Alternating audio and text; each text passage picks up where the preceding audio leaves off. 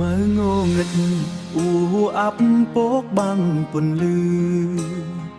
បងឈរទប់ជង្គង់ស្ដាប់សំឡេងផ្គន់លឺ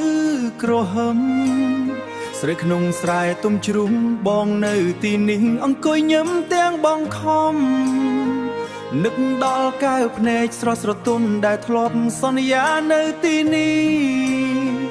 អោស្រុកស្រែអើយស្លេងខ្យល់បក់កាន់តែខ្លាំងបោកបងមកលើស្លឹកថ្នមអូនទៅចោលបងហើយឃ្លាតពីស្រុកស្រែចោលវាចំកា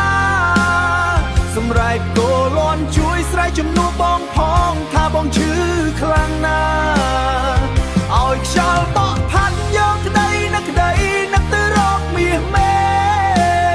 ហេតុអ្វីក៏អូនដាច់ចិត្តទុកឲ្យបងឬយំអ្នកឯងកណ្ដាលភ្លៀងបែបនេះ